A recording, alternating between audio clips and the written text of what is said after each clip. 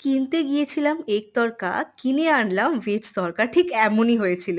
১৪৮ বিপিনচন্দ্র গাঙ্গুলি স্ট্রিটে ঠিক নর্থের দিকে যেতে গেলেই দোকানটি পড়ে একদম কোলে মার্কেটের সামনে।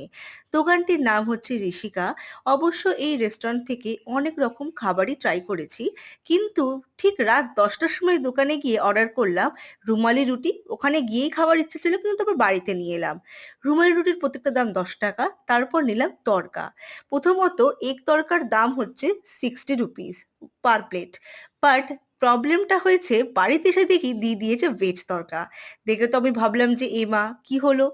একটু মনটা খারাপ হলেও কি আর করা যাবে? কিছু তো করার নেই। নিশ্চয়ই ওখানে গেলে নিশ্চয়ই কাকুটাকে বলবো যে আপনি ভুল করে ভেজ তড়কা দিয়েছেন। তারপর মন মানিয়ে পাতলা পাতলা সুন্দর রুমালি রুটি দিয়ে ভেজ তড়কা খেলাম। খেতে বেশ ভালোই লাগলো। কিন্তু এগ তড়কা না খাওয়ার একটু দুঃখ রয়েই গেল।